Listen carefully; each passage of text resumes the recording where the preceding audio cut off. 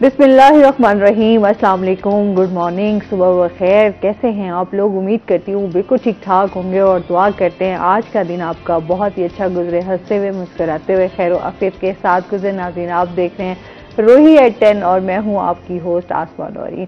एक नई सुबह में आपको खुश आमदीद कहते हैं और आज वीकेंड है जनाब। और आज का जो मौसम है, आज जो मुल्तान का स्पेशली जो मॉर्निंग है वो बहुत ही खूबसूरत है। बादल छाए हुए हैं और हल्की हल्की जो है ऐसे बहुत अच्छी हवा भी चल रही है और इसके साथ बारिश होने के इम्कान भी हैं। लिखते हैं कि आज मुल्तान में बारिश होती है या नहीं, लेकिन जो मुल्तान के लोग हैं वो इस मौसम को स्पेशली इंजॉय भी कर रहे हैं, क्योंकि जिस तरह गर्मी की शिद्दत में बहुत ज़्यादा इजाफा रहा, उसी तरीके से लोग जो है वो गर्मी से भी तंग आए हुए थे कि मौसम कुछ कदरे बेहतर हो ताकि आपकी जो लाइफ है वो भी थोड़ी पुरसकून हो। क्योंकि जो मौसम का असर है, जैसे मैंने पहले भी बात की थी कुछ दिन पहले, कि आपके रवैयों पर, आपकी शख्सियत पर बहुत ज़्यादा होता है। तो अगर गर्मी की शिद्दत में इजाफा हो बहुत ज़्यादा तो लोग बहुत ज़्यादा परेशान भी होते हैं, चिड़चिड़ापन भी आ जाता है, गुस्सा भी आता है। लेकिन अगर मौसम खुशगवार हो, अगर गुस्सा भी आया हो तो कहीं ना कहीं थोड़ा सा इंसान जो है वो उसको बर्दाश्त भी कर लेता है और खुशगवार मूड में रहता है। तो मौसम को एंजॉय करते रहें, ज़िंदगी को एंजॉय करते रहें इसी तरह, और इसी के साथ अपने प्रोग्राम का सिलसिला आगे बढ़ाएंगे। आज हमारे साथ जो गेस्ट मौजूद हैं वो हैं हमारे साथ हमारे रोही के रिपोर्टर हसन मलिक, बल्कि अब तो एंकर भी हैं। अस्सलाम वालेकुम। वालेकुम अस्सलाम। कैसे हैं आप? ठीक ठाक हैं? वेलकम करते हैं अपने शो में आपको। आज हसन से हम एक तो क्राइम के हवाले से इनसे बात होगी। दिन ब दिन जो हमारे देख रहे हैं कि हालात जिस तरह बिगड़ रहे हैं, उसी तरह क्राइम की सूरत हाल भी दिन ब दिन जो है वो बिगड़ती हुई नज़र आ रही है, उसकी शरह में इजाफा हो रहा है। क्यों हो रहा है, क्या रीजंस हैं, पुलिस क्या एक्टिविटीज़ कर रही है, इस हवाले से बात होगी। और इसके साथ साथ फिर मौसम के हवाले से भी बात करेंगे ना। मौसम के बारे में तो बताते रहते हैं आप, क्या सूरत हाल है वैसे हजरत? मौसम तो काफ़ी बेहतर हो गया है मुल्तान का। कल तकरीबन शाम से ही बादल छाए हुए थे, मानसून का सिलसिला एंट्री करने को तैयार था और हुआ यूँ है कि आज सुबह सवेरे बारिश हुई है। लेकिन बारिश हुई मुल्तान में काफ़ी ज़्यादा हल्की है, यानी ऐसे समझ लें कि मौसम बेहतर हो गया है। कोई उस तरह से मौसम में बेहतरी आई नहीं है जिस तरह से एक्सपेक्ट किया जा रहा था। हल्की फुल्की बारिश हुई है। अभी भी बाहर अगर आप देखें तो कोई ऐसा उस तरह से हवा नहीं चल रही, हब्स ज़्यादा माहौल है। तो लेकिन अभी हवा चल रही थी जब मैं एंटर हुई हूँ, क्योंकि मैं जब सुबह आई हूँ तो मुझे जो है वो मौसम बेहतर लगा। लेकिन बहरहाल जब मैं बाहर गया हूँ तो उस टाइम तो काफ़ी ज़्यादा ऐसे हब्स ज़्यादा माहौल था। महसूस इस तरह से हो रहा था कि काफ़ी ज़्यादा बादल तो छाए हुए हैं लेकिन हवा नहीं चल रही। लेकिन ये फिर भी गुज़िश्ता दिनों अगर आप देखें तो काफ़ी ज़्यादा गर्मी की शिद्दत थी। आपने बड़ी अच्छी बात की है कि मौसम बेहतर हो तो इंसान का चेहरा भी बड़ा खुशगवार होता है और एनर्जी, गर्मी की वजह से आपकी एनर्जी सारी ड्रेन हो जाती है। जब एनर्जी आपकी ड्रेन होती है तो ना चाहते हुए आपको उकताहट सी होती है। आप ये कहते हैं कि बस यार मैं अपने काम से काम रखूं, एसी चल रहा है तो एसी के आगे बैठा रहूं, पंखा चल रहा है तो सोया पड़ा रहूं। बस बंदा ये चाहता है कि रेस्ट ही करता रहूं तो ज्यादा अच्छी बात है। लेकिन ये है कि जब मौसम बेहतर होता है तो इंसान का ऑटोमेटिकली इमोशंस भी आपके अच्छे होते हैं। जब आपके इमोशंस अच्छे होते हैं तो आपको लोगों से डिस्कशन करने में मजा आता है, लोगों से बातचीत करने में अच्छा लगता है। लेकिन अगर बात करें कि मौसम किस तरह से रहेगा आइंदा आने वाले दिनों में, ये मानसून का स्पेल तकरीबन 4 से 5 रोज तक मुल्तान में जारी रहेगा। तकरीबन आज 8 तारीख है तो ये ऑलमोस्ट 13 तारीख तक मुल्तान में ये स्पेल जारी रहेगा।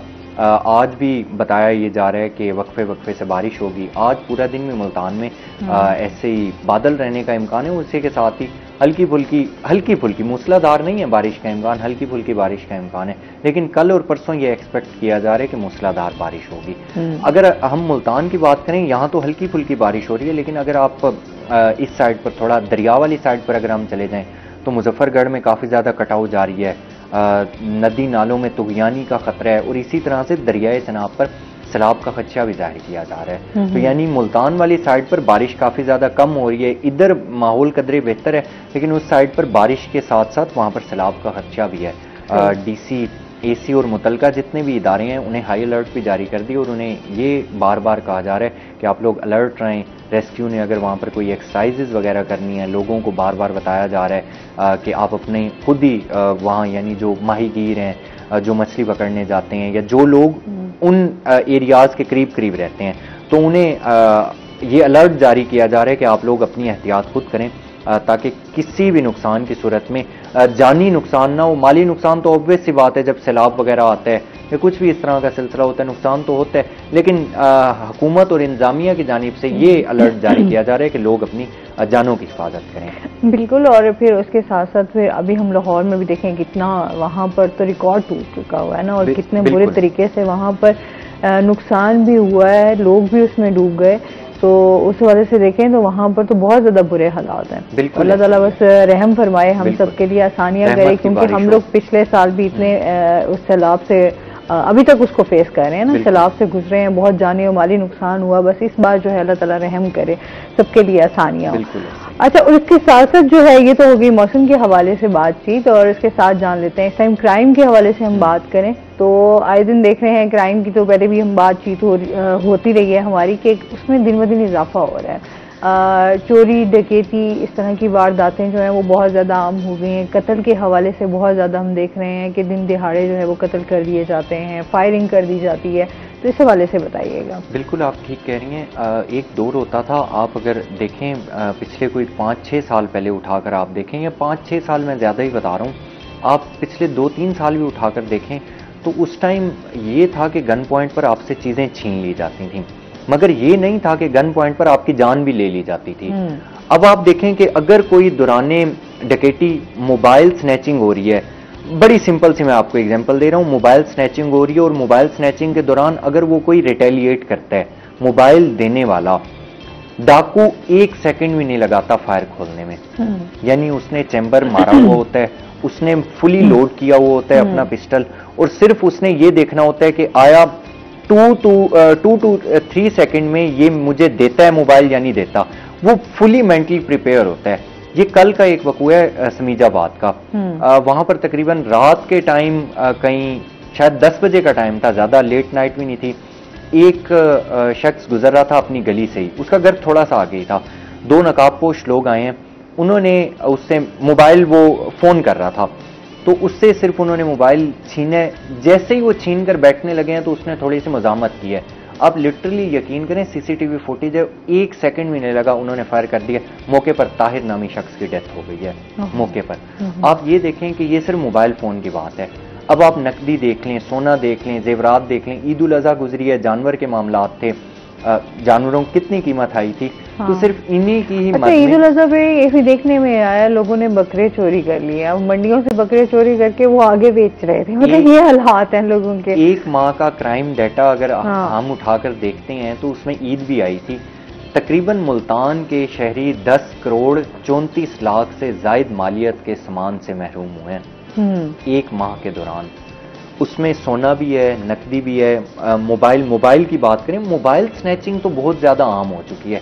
एक तरफ हम देखते हैं ई गैजेट की वजह से जितने मोबाइल फोन रिकवर हो रहे हैं, उससे डबल तादाद में मोबाइल फोन चोरी भी हो रहे हैं। दौरान डकैती तो मोबाइल फोन तो इतना इजी एक चीज है कि लोग ये कहते हैं कि आप मुझे नकदी ना दें, नकदी आप अपने पास रखें, मुझे मोबाइल फोन दे दें। शायद उसकी एक वजह यह भी है कि गुज़िश्ता दिनों इलेक्ट्रॉनिक्स की कीमतें काफी ज्यादा बढ़ी हैं। अच्छा, मोबाइल के साथ अभी लोगों का ये भी है ना कि हम लोगों अब एक मोबाइल जो है वो कम से कम जो है वो 40 से 45 हजार से स्टार्ट आपकी मालियत जो है उसकी वो रखता है। फिर अगर आप थोड़े से ब्रांड में चले जाते हैं वो तो फिर 3-4 लाख रुपए तो इजीली आपके मोबाइल से वो तो गया ना। बिल्कुल ऐसा ही है। आप अगर लोएस्ट क्वालिटी का मोबाइल भी देखते हैं तो वो 40,000 से 40-50 हजार से ये लो क्वालिटी का मोबाइल है। आप अगर इसका मतलब है अच्छी क्वालिटी की तरफ चले जाएं, थोड़ी सी उससे बेहतर, तो वो 1 लाख 1.25 लाख का मोबाइल है। तो 1.25 लाख की चीज तो हर बंदे के जेब में है तकरीबन। तो वो 1 महीने के अगर हम क्राइम डेटे को देखें, excluding this week, not including this week, तो 290 मोबाइल फोन्स मुल्तान शहर के वासियों से छीने गए हैं। 290। उनकी मालियत अगर देखें तो वो तकरीबन करोड़ों में बनती है। 4 करोड़ 30 लाख के मोबाइल बनते हैं, 290 मोबाइल। इसी के साथ ही अगर मोटरसाइकिल देखे जाएं तो 156 मोटरसाइकिल चोरी हुए हैं या छीने गए हैं, जिनकी मालियत तकरीबन 1.5 करोड़ बनती है। सबसे ज्यादा इस वीक के दौरान अगर देखें, जो सबसे ज्यादा अलार्मिंग सिचुएशन क्रिएट कर रहे हैं वो ये है कि नकदी और सोना सबसे ज्यादा छीना गया है। अगर नकदी और सोने की मद में देखें तो तकरीबन 5 करोड़ मुल्तान शहर के वासियों से छीना गया है। इसी तरह से घरेलू सामान की मद में देखें तो वो तकरीबन कोई 1.5 करोड़ के करीब बनते हैं। ओवरऑल अगर डाटा कंपाइल करके हम देखें तो ये 10 करोड़ 34 लाख से ज्यादा मालियत का सामान है। ये वो चीजें हैं जो सिर्फ FIRs में दर्ज हैं। अभी तो बहुत सारी ऐसी होंगी जो ये वो है जो रिकॉर्डेड क्राइम है, जो रिकॉर्डेड लोगों से चीजें छीनी गई हैं। एक वो चीज है जो लोग दर्ज ही नहीं करवाते। हाँ। इंटरनेशनली तौर पर अगर आप देखें तो इंटरनेशनली तौर पर सिर्फ और सिर्फ 33% है जो लोग आकर अपनी FIRs रजिस्टर करवाते हैं, और जितने लोग हैं तकरीबन 60% से अबव लोग तो रजिस्टर ही नहीं करवाते या उनके रजिस्टर नहीं हो सकती। ये तो हम वो डिस्कस कर रहे हैं जो पुलिस स्टेशन में रजिस्टर की गई हैं चीजें, और उसके अलावा कितनी चीजें होंगी। सपोज कर लें अगर 4 लोग हैं, 4 लोगों में से 2 ने रजिस्टर करवाया होगा, 2 ने तो रजिस्टर ही नहीं करवाया होगा। 2 ने जो रजिस्टर करवाया वो सपोज कर लें कि 5 लाख मालियत का है, जिन्होंने कहा होगा यार मेरा सिर्फ एक मोटरसाइकिल था, चाइना की मोटर बाइक थी, 3 साल पहले मैंने लिया था, अब तो उसके पैसे भी पूरे हो चुके थे, अब कितनी 50,000 होगी, छोड़ें यार, क्या थाने के बंदा जाके चक्कर खाए, क्या बंदा धक्के खाता रहे, बेहतर ये आप रजिस्टर ही ना करवाएं। ये वो चीजें हैं। यानी एक माह के दौरान अगर हम देखें क्राइम की क्या रेशो रही है तो क्राइम की रेशो तकरीबन 10.5 करोड़ से ज्यादा मालियत का सामान। और अभी हम बात कर रहे थे ईद उल अजहा के जब टाइम था, तो ईद उल अजहा के टाइम पर 38 लाख की एक दिन में थाना अल्पा की हदूद से चोरी हुई है। और अगर हम सिर्फ जानवरों की मद में देखें तो ईद उल अजहा के दिनों में 2 करोड़ से ज्यादा मालियत के तो जानवर चोरी हुए हैं। यानी जिसमें लोगों के बड़े जानवर भी थे, छोटे जानवर भी थे। उसमें ये भी सिचुएशन थी कि लोडर रिक्शे पर लोड करवाया किसी एक बंदे ने और लोडर रिक्शे वाला लेकर भाग गया। देखिए ये हालात है, मतलब आप किसी के ऊपर ट्रस्ट तो अब वो वाला तो हिसाब नहीं रहा कि आपने किसी के ऊपर। अब बंदा ये वहां अगर जानवर लेने जाता है तो बंदा ये सोचे मैं अपनी गाड़ी में ले आऊं, मैं पैदल ले आऊं, क्या करूं। यानी अब ये भी ट्रस्ट बाकी नहीं रहा कि लोडर रिक्शे वाला, सपोज करने आप भी लेने जाते हैं, हम भी लेने जाते हैं, तो बंदा अब गाड़ी पर है, मोटर बाइक पर है, रश की वजह से कोई थोड़ा सा डिस्टेंस आ ही जाता है, थोड़ा सा वो आगे हो जाता है, रफू चक्कर। और वो एक FIR दर्ज हुई थी तकरीबन, उसमें ऑलमोस्ट 20 लाख के करीब उसके जानवर थे जो कि चोरी हो गए। और वो फिर उसने FIR दर्ज करवाई और वो फिर आगे जो फर्दर प्रोसीजर है वो अब होगा, कब होगा, कैसे होगा, यह अल्लाह बेहतर जानते हैं। सही, क्योंकि हम ये देखते हैं कि कानून के हवाले से लोग अच्छा भी इस हवाले से डर जाते हैं ना, कहते यार ये चीज़ तो हमने बार बार अगर थानों के चक्कर लगाने हैं या फिर अदालतों के चक्कर लगाने हैं और अगर हमें हासिल वसूलत कुछ भी नहीं होना, तो उस सिलसिले में फिर लोग बहुत ज़्यादा थक जाते हैं कि आपने, और अगर अपने पैसे ज़ाया करने तो उससे बेहतर है कि बस रहने दो या सबसे ज्यादा प्रॉब्लम आप देखें, प्रॉब्लम कहाँ पर आता है, हमारे रवैयों में प्रॉब्लम आता है।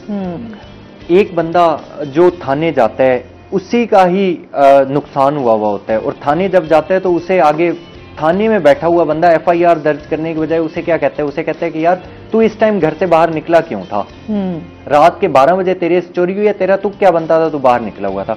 सवाल ये नहीं है कि वो बाहर क्या करने नहीं, सवाल ये पैदा होता है कि सिक्योरिटी क्या थी। सवाल ये है कि एक अगर डाकू सरेआम, ये तो हम रात की एग्जाम्पल ले रहे हैं, आप सुबह की एग्जाम्पल ले लें, सुबह के टाइम क्या चोरियां नहीं होती, सुबह के टाइम डकैतियां नहीं होती, जहां पर आप जाएं दिन दिहाड़े कत्ल की वारदातें हो रही हैं, उस टाइम पुलिस क्या करती है। तो वो आगे से ये रवैया जो है कि आप वहां क्या कर रहे थे, आप वहां इतने पैसे क्यों लेकर निकले, जवाब ये नहीं होना चाहिए। जवाब ये होना चाहिए कि आप निकले हैं, आपसे चोरी हो गई है, तो हम आपकी हिफाजत के लिए हैं। हम देखते हैं कि जिसने चोरी किया उसे हमारा कानून कटहरे में लेकर आता है या नहीं लेकर आता। वही बात आ जाती है कि तहफ़्फ़ुज़ के हवाले से जो है वो हम लोग कहीं ना कहीं इनसिक्योर ही नजर आते हैं। मजीद भी इनसे बात होगी। नाज़रीन, चलते हैं अपने सेगमेंट की तरफ। आज के भाव।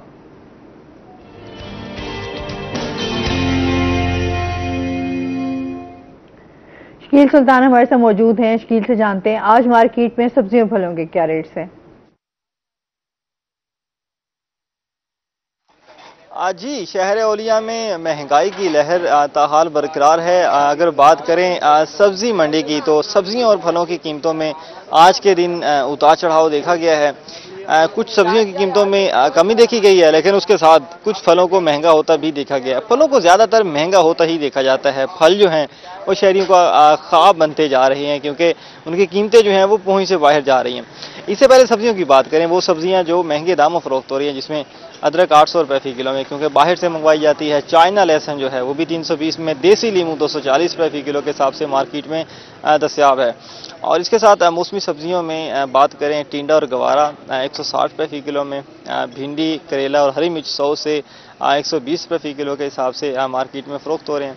इसके साथ बैंगन और आलू 80 रुपये फ़ी किलो में, उसके साथ टमाटर भी 80 और प्याज जो हैं वो 50 रुपये फ़ी किलो के हिसाब से मार्केट में दस्तियाब हैं। टमाटर की कीमत में रोज़ाना की बुनियाद पर कभी 20-30 रुपये इजाफा होता है तो कभी कमी होती है, क्योंकि मकामी टमाटर इख्तिताम पजीर है, बाहर से मंगवाया जाता है, इसलिए कीमतों में उतार चढ़ाव रहता है।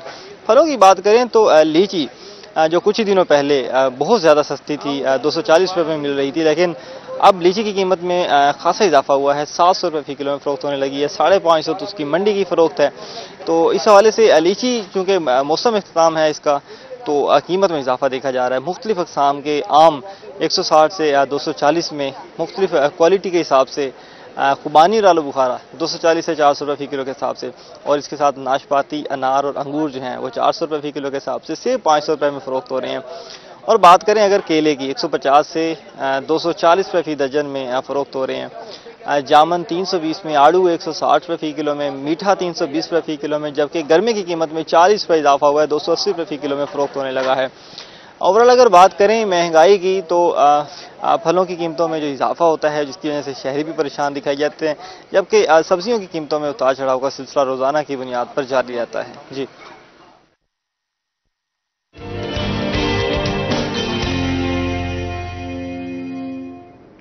बहुत शुक्रिया शकील सुल्तान आपका।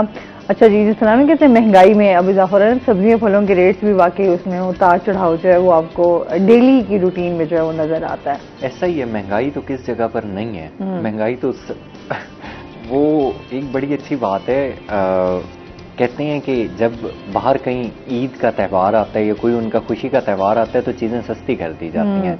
हमारे यहाँ सबसे बड़ा प्रॉब्लम ये है, जैसे ही कोई त्यौहार आता है तो हम जैसे शहरी कहते हैं कि पहले लेकर रख लें, ईद पर तो महंगाई हो जाएगी। तो टमाटर अभी ये बता रहे थे, तो टमाटर की तो अब कीमत आकर गिरी है, ईद के दिनों में 200 रुपये फ़ी किलो तक गया है। 80 रुपए वाला टमाटर, इन चीजों की वैल्यू बढ़ जाती है आपकी, हरी मिर्च, हरा धनिया, प्याज, यानी टमाटर, आप ये देखें कि 80 रुपए वाला टमाटर जो हम रूटीन में 80 रुपए फ़ी किलो ही फरोख्त हो रहा है, ईद की वजह से वो 200 रुपए फ़ी किलो हो गया। क्यों? ईद आई हुई है, हमने नहीं कमाना। दुकानदारों को कहें तो वो कहते हैं यार एक ही तो ईद का मौका होता है, अगर हम उसमें भी ना कमाए तो पूरा साल तो हम आपको फ्री धनिया देते हैं, फ्री हरी मिर्च, एक मौका है तो कोई ऐसी बात टाइम चला गया फ्री वाला तो अब चला गया, अब तो कोई चीज पीछे बचती नहीं है। सही है। अच्छा जी, महंगाई के हवाले से तो बात हो ही रही है, उसके साथ साथ जो है हेलमेट के हवाले से भी बात कर लेते हैं। इस टाइम जिस तरह हमारे शहर में जो है ट्रैफिक के मसाइल भी दिन ब दिन बढ़ते जा रहे हैं और उसके साथ जो है हादसात में भी इजाफा होता जा रहा है। जो स्पेशली हम बाइक वाले हजरात को देखते हैं,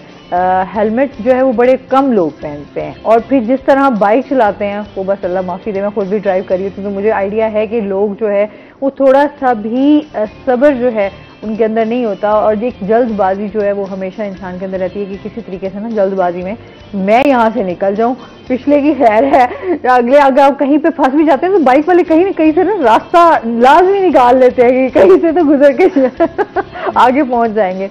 लेकिन अब इस हवाले से जो है इसके ऊपर सख्ती से जो है अब बात की जा रही है कि हेलमेट जो है वो बहुत ज़्यादा ज़रूरी है इंसानी जान के लिए, क्योंकि आपने अपनी फैमिली को भी बिठाया हुआ है, बच्चों को भी, स्पेशली आपके जो बच्चे हैं वो भी आपके साथ होते हैं, तो आपने इस हवाले से बहुत ज़्यादा केयर करनी है हेलमेट के हवाले से कि लाजमी पहनना चाहिए, ताकि आपके अपने साथ साथ दूसरों की भी जान बचाएं। आपने बड़ी अच्छी बात की है। आपने अभी कहा है कि जब हम रोड पर निकलते हैं तो कितनी ज़्यादा तेज़ रफ्तारी के साथ मोटर बाइक्स वाले ड्राइविंग कर रहे होते हैं।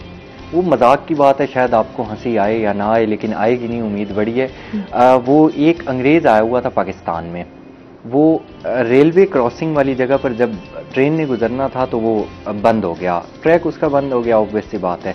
एक बुजुर्ग शख्स था, वो अपनी साइकिल पर था, तो वो जब रश हुआ तो उसने इर्द गिर्द देखा तो एक साइकिल वाला अपने कंधे पर, बुजुर्ग अपने कंधे पर साइकिल उठाकर, ट्रेन वहाँ से आ रही है, उसने लाइटें जलाई हुई हैं, हॉर्न वो दे रही है और वो फ़ौरन क्रॉस करके चला गया। अंग्रेज़ था, उसने अपने ड्राइवर से पूछा, पाकिस्तानी ड्राइवर से, उसने कहा कि यार यहाँ के लोग बड़े अच्छे हैं, मेहनती लोग हैं कि वो अपना वक्त बचा रहे हैं, कि उनके पास इतना वक्त भी नहीं है कि वो रेलवे क्रॉसिंग पर अपना वो टाइम बचाएं। तो वो जब रेलवे ट्रैक खुला तो आप लिटरली यकीन करें वो अंग्रेज वाकई दंग रह गया। वो बंदा आगे अपनी साइकिल खड़ी करके मदारी के साथ बैठा बंदर का तमाशा देख रहा था। तो ये हालात है, बता देंगे कि यहाँ पर हमारे यहाँ लोगों में वाकई अवेयरनेस पहुंचाने की तो हम फुल कोशिश कर रहे होते हैं, क्योंकि हर एक प्लेटफॉर्म पे ये बात की जा रही होती है कि आपने अपना ख्याल किस तरह रखना है, आपके ट्रैफिक के रूल्स क्या हैं। अच्छा, हर चीज़ के हवाले से कोई भी इस तरह की हम बात करें, इमरजेंसीज भी हो जाएं, उस हवाले से भी अवेयरनेस है। तो लोग जो है वो इस हवाले से बिल्कुल भी केयर नहीं करते। हमारे यहाँ ये चीज़ें बड़ी वैसे वो कहते हैं ना, लोगों को वो चीज़ क्यूरियोसिटी होती है कि अच्छा ऐसा कर लेंगे तो फिर ऐसा क्या होगा, वो जानने के चक्कर में ना जो है बहुत सारी चीजें ऐसी कर रहे होते हैं। अब देखें, आईजी पंजाब डॉक्टर उस्मान अनवर ने कहा है कि हर बंदा हेलमेट पहने। अब मुझे कल ही 2 लोग मिले हैं, वो कह रहे थे यार हम तो हार्ट पेशेंट है, हमारा तो हेलमेट के अंदर दम घुटते हैं, हम हेलमेट क्यों पहने। तो अब इस तरह के लोग भी हैं, यानी वो अपनी सेफ्टी मेजर्स नहीं देख रहे, वो ये नहीं देख रहे। आप ये देखें कि हेलमेट कितना इंपॉर्टेंट है। देख लें कि इंसान की पूरी बॉडी अगर कहीं से डैमेज होती है तो इतना प्रॉब्लम नहीं है, अगर सर पर कहीं चोट लगती है तो वो इंसान के लिए ज्यादा प्रॉब्लम होता है। आप अगर देख लें यहाँ आपको चोट लग जाती है या पीछे कहीं भी आपको चोट लग जाती है, वाली चोट तो वैसे ही बड़ी नुकसानदेह होती है। बिल्कुल, इस पर मजीद में हम बात करेंगे। नाज़रीन, अभी हमने जाना है ब्रेक पे, हमारे साथ रहिएगा।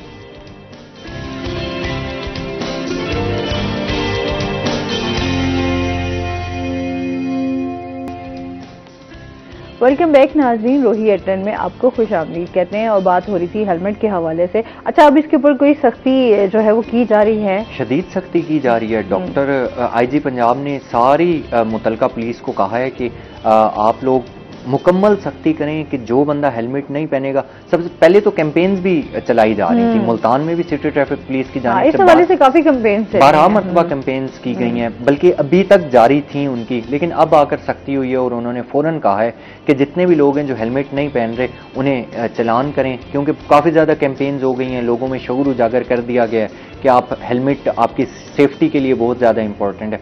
अब होगा क्या? अब ये हो रहा है कि दूसरे डिस्ट्रिक्ट्स की तरह मुल्तान में भी कल ही ये नोटिफिकेशन आया है कि 15 जुलाई के बाद जो बंदा हेलमेट नहीं पहनेगा उसको पेट्रोल नहीं दिया जाएगा।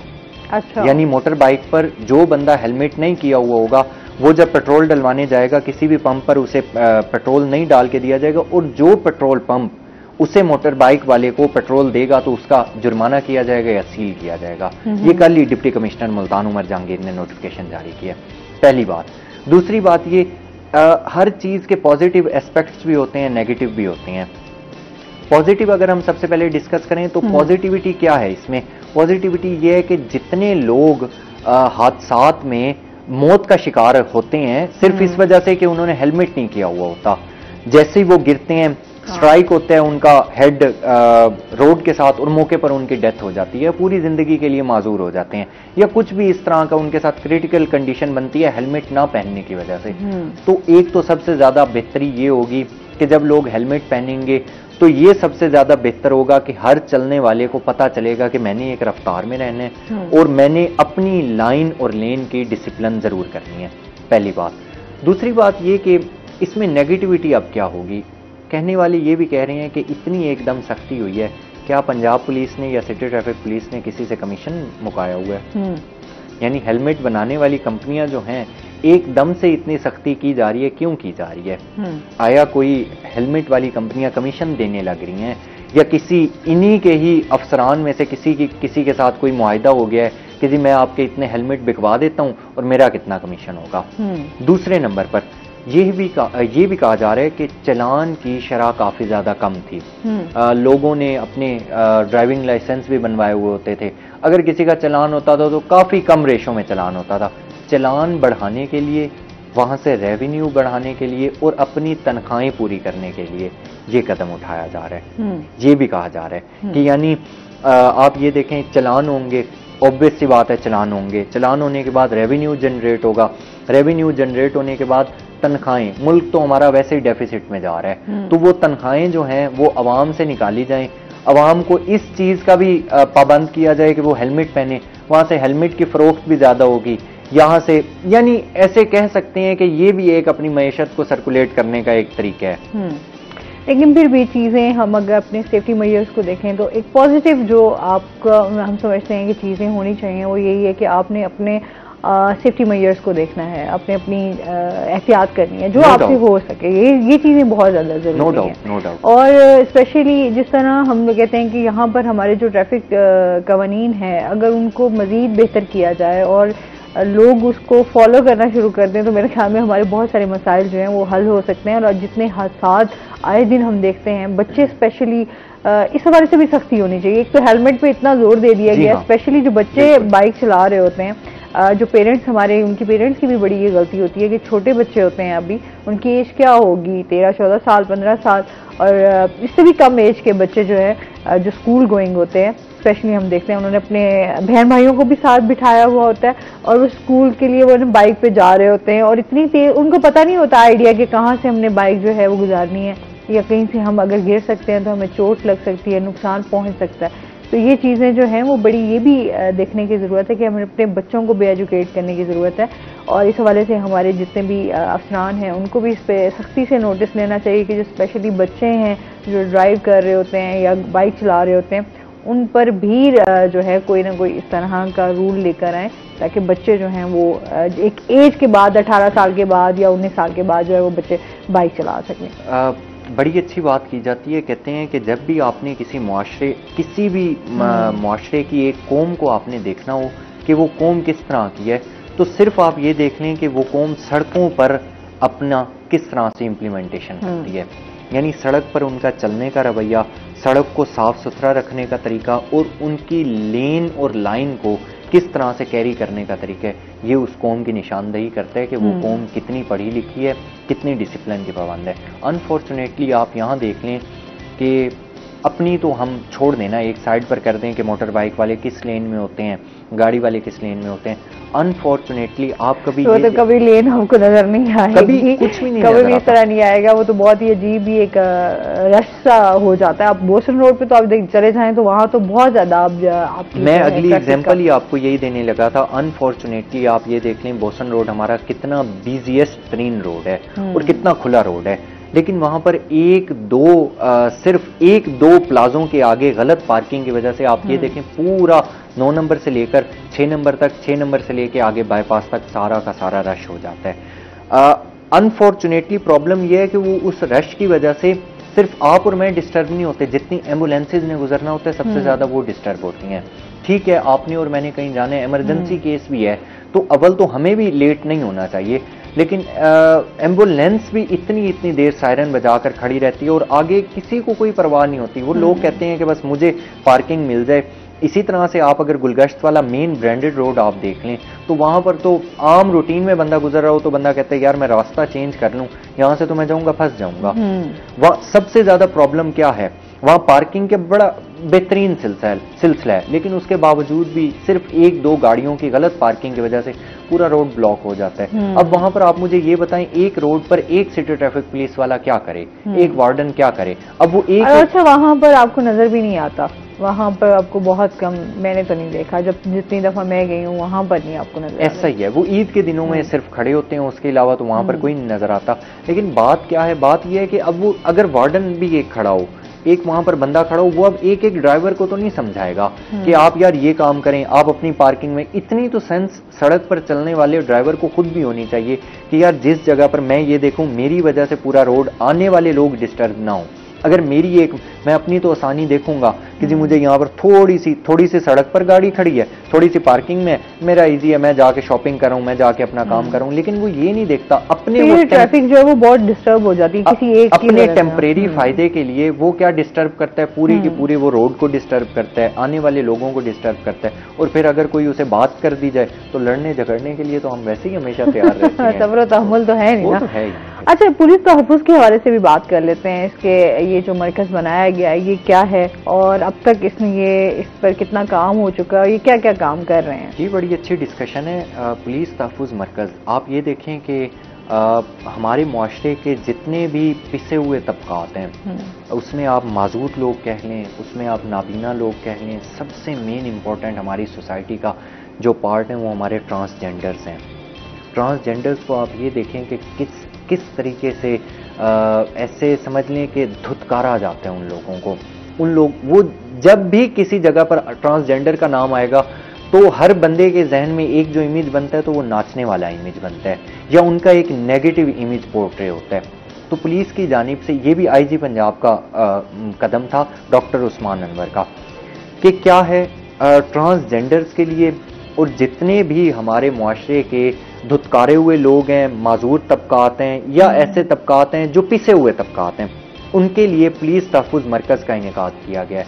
पुलिस तहफ़्फ़ुज़ मरकज़ अब है क्या? बेसिकली अगर देखा जाए पुलिस तहफ़्फ़ुज़ मरकज़ ये है कि मुल्तान में पुलिस तहफ़्फ़ुज़ मरकज़ का क़याम है शमसाबाद ईदगाह से पहले शमसाबाद, वहाँ पर ऑफिस बनाया गया है। सारा फीमेल स्टाफ है। वहाँ पर अगर ट्रांसजेंडर आते हैं, उनका किसी किस्म का कोई प्रॉब्लम है तो वहाँ का हेड इंचार्ज वो भी ट्रांसजेंडर है। यानी एक ही सोसाइटी में से एक ही जेंडर का जब बंदा होगा तो उसे उसके प्रॉब्लम आइडेंटिफाई करने में भी आसानी होगी और उसका सोल्यूशन देने में भी आसानी होगी। तो अब ये काम क्या कर रहा है? जितने भी हमारे ट्रांसजेंडर के मामलात हैं, जितने भी हमारी सोसाइटी के लोग हैं जिनकी दाद रसी नहीं की जाती, जब वो अगर पुलिस स्टेशन में जाते हैं, जब अगर वो कचहरियों में जाते हैं तो उनके केसेस फाइलों की मद में पड़े रहते हैं और वो बस मट्टी ही उन पर आई रहती है। अच्छा, इस पे बात करते हैं हसन लाजमी। अभी हमने जाना है ब्रेक पे, नाज़रीन हमारे साथ रहिएगा।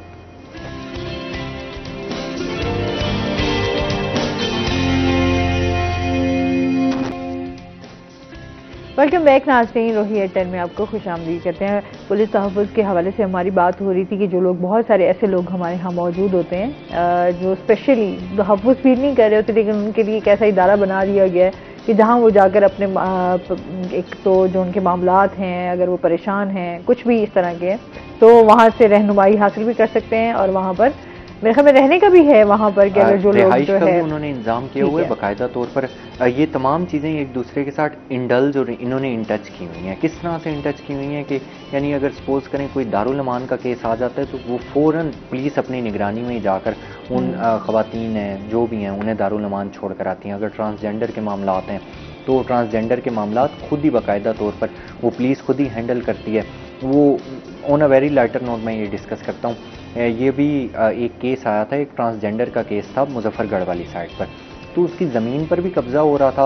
वो कोई वहीं के ओबाश लोग थे, वो कब्ज़ा भी कर रहे थे और उन्हीं की ज़मीन पर गंदुम की फसल पर भी वो कब्ज़ा कर रहे थे, यानी उन्होंने कटाई भी शुरू कर दी थी। वो मुजफ्फरगढ़ से वो आया ट्रांसजेंडर जो था, वो उसने आकर यहाँ पुलिस तहफ़्फ़ुज़ मरकज़, तो यहाँ से CPO ने फ़ौरन मुजफ्फरगढ़ के DPO को अहकामात जारी किए और उसका केस मौके पर सॉल्व करवा दिया गया था। यानी ये एक एग्जाम्पल है। बताने का मकसद ये है कि जहाँ पर नेगेटिव मामलात हैं पुलिस के, वहाँ पर पॉजिटिव मामलात भी हैं। ज़ाहिर सी बात है हर महकमे में अच्छाइयाँ बुराइयाँ तो होती हैं, लेकिन बस ये है कि ये पुलिस तहफ़्फ़ुज़ मरकज़ ट्रांसजेंडर्स के लिए बड़ा बेहतरीन काम कर रहा है। सही। अच्छा, इसके साथ साथ हम ये भी बात करेंगे, इस टाइम जो एक तो हम बात कर रहे थे कि चोरी और डकैती की वारदातों में, क्राइम में इजाफा हो रहा है, वहीं हम देखते हैं कि कत्ल के वाक़यात भी जो हैं उनमें भी इजाफा होता जा रहा है। कुछ ऐसे केसेस हैं जो हमारे सामने होते हैं, जो कैमरा में समझ लेंगे कि आपके कैमरे की आंख के आ गए। कुछ ऐसे हैं जो ऐसे बहुत सारे केसेस हैं जिनका शायद हमें भी आइडिया नहीं होता, और ऐसे बहुत सारे लोग जो हैं जानों की बाजी जो है वो हार चुके होते हैं। अच्छा, गैरत के नाम पर, लड़ाई झगड़े के, जायदाद के हवाले से बहुत सारी ऐसी चीज़ें आती हैं जो हम ये देखते हैं कि इस तरह की वाक़यात। ये आपने बड़ी अच्छी बात की है कि चंद एक केसेस ऐसे होते हैं जिसे कैमरे की आंख देख लेती है, ऐसे समझ लें कि वो कैच कर लेती है, लेकिन बहुत सारे ऐसे केसेस होते हैं जो कि मंजरे आम पर नहीं आते। ये एक अगर हम केस डिस्कस करें तो पिछले महीने की बात है, एक केस हुआ था शुजाबाद में। वहाँ पर हुआ क्या था, ये एक नाजरीन के लिए ना हमारी तरफ से एक पैगाम भी समझ लें, स्पेशली वालदैन के लिए जिनके छोटे छोटे बच्चे हैं। वो बच्चा स्कूल से निकलता है और स्कूल से निकलकर वो पढ़ने जाता है, पढ़कर जब वो वापस आता है तो उसके इर्द गिर्द के लोग तो वापस आ जाते हैं, बच्चे आ जाते हैं, लेकिन वो बच्चा वापस नहीं आ सकता। जब वो बच्चा वापस नहीं आता तो उनके वालिदैन को बड़ी तशवीश होती है कि हमारा बच्चा अभी तक क्यों नहीं आया।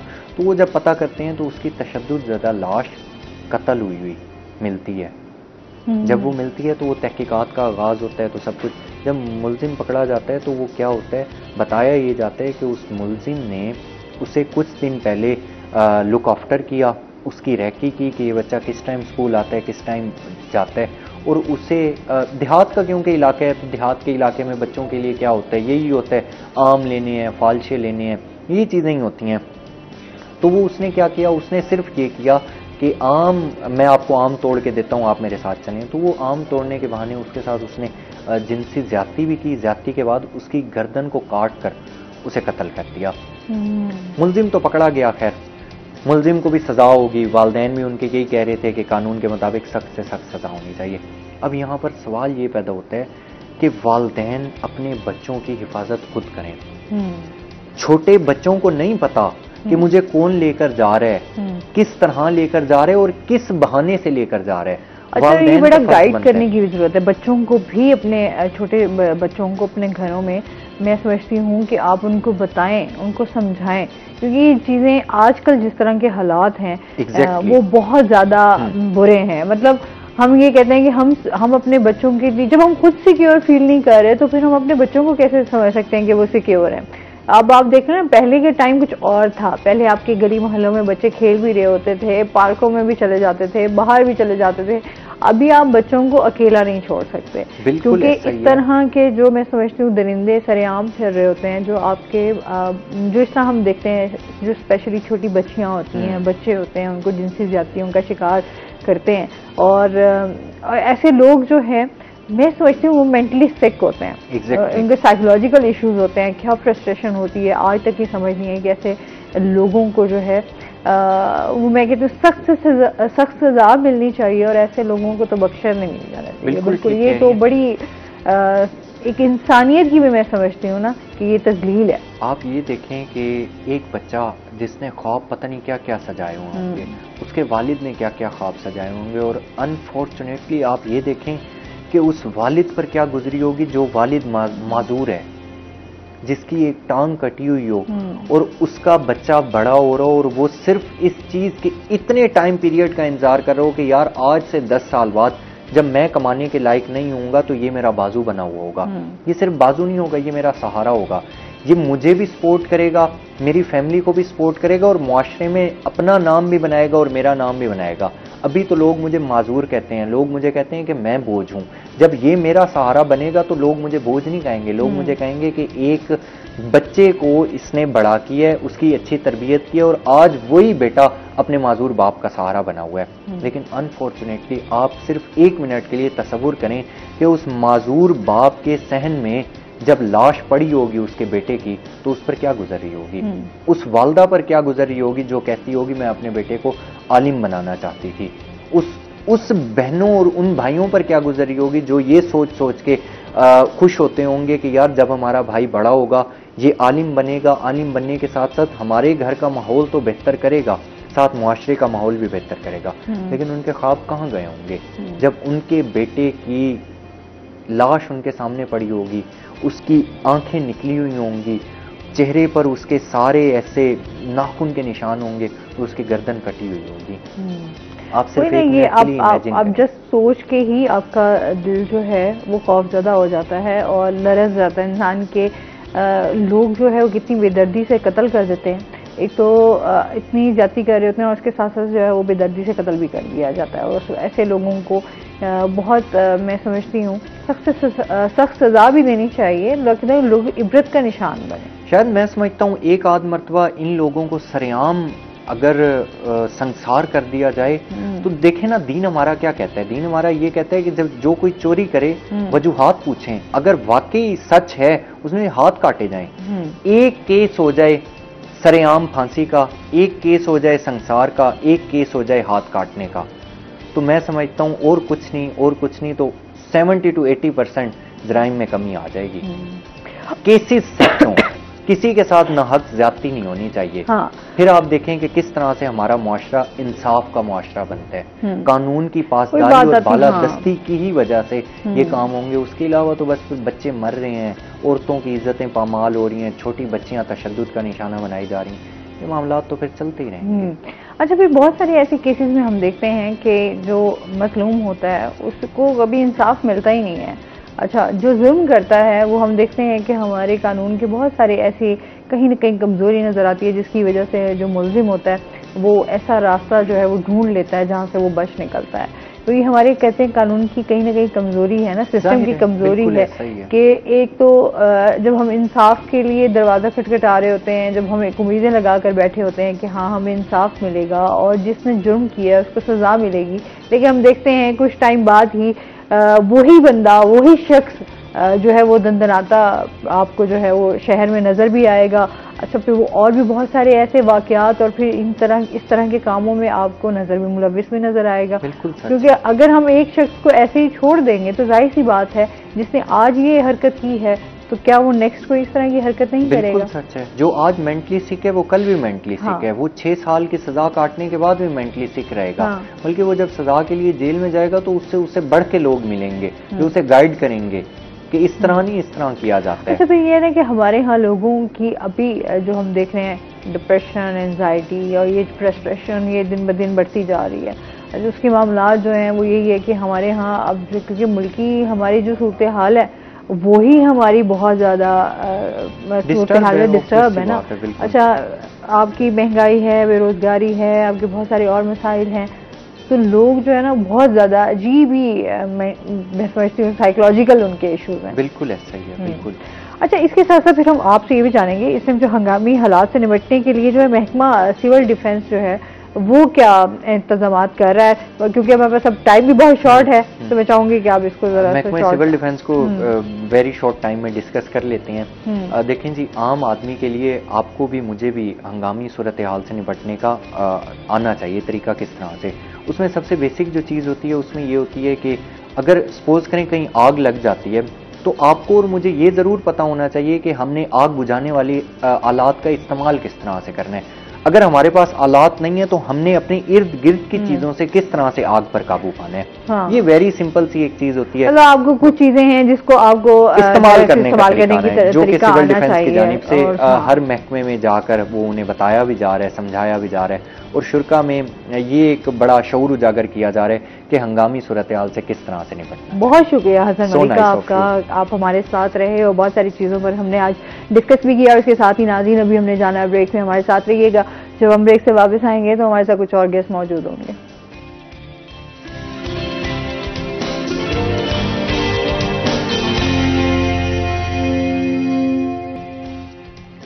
वेलकम बैक नाजरीन, रोही 10 में आपको खुश आमदी कहते हैं। और ब्रेक के बाद हमारे साथ गेस्ट मौजूद हैं, उनका तारुफ करवा देते हैं। आज हमारे साथ मौजूद हैं जी उसामा सलीम डोगर साहब, जो कि एडवोकेट हाई कोर्ट से हैं। अस्सलाम वालेकुम, कैसे हैं आप? ठीक ठाक हैं? वेलकम कहते हैं शो में आपको। और इसके साथ ही जो हमारे दूसरे गेस्ट हैं वो हैं जी राना फरजंद अली, हमारे साथ मौजूद हैं, जो कि एजुकेशनिस्ट हैं। अस्सलाम वालेकुम, कैसे हैं आप? ठीक ठाक हैं जी, वेलकम कहते हैं शो में आपको।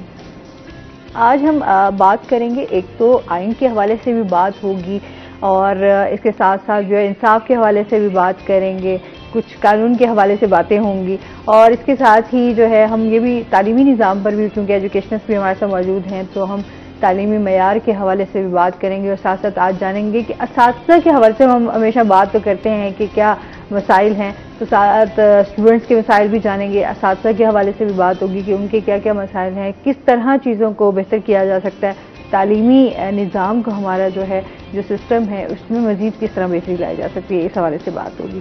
तो सबसे पहले तो सर से जान लेते हैं ना कि आजकल जो मौजूदा सूरत हाल चल रही है उसके हवाले से आप क्या कहना चाहेंगे? जी, मौजूदा सूरत हाल में मेरा मौक़िफ़ यही है कि पाकिस्तान का जो निज़ाम है उसमें आइन की बालादस्ती बहुत अहम है। पाकिस्तान का जो निज़ाम है वो बेसिकली एक फेडरल स्टेट है, और जो वफाकी रियासतें होती हैं उनमें कॉन्स्टिट्यूशनल सुप्रीमेसी का प्रिंसिपल ही प्रिवेल करता है। हमारा जो निज़ाम है वो बरतानिया से मुख्तलिफ है। बरतानिया में यूनिटरी स्टेट का कंसेप्ट है जो कि एक वाहदानी रियासत के तौर पर है। वहाँ पर पार्लिमान की बालादस्ती होती है, वहाँ के पार्लिमान के बनाए हुए कवानीन को हमारी अदालतें, उनकी बरतानिया की जो हैं, वो कलअदम करार नहीं दे सकती। पाकिस्तान में सूरत हाल ऐसे नहीं है। पाकिस्तान में रूल ऑफ लॉ का प्रिंसिपल जो है वो बड़ा नुमाया है।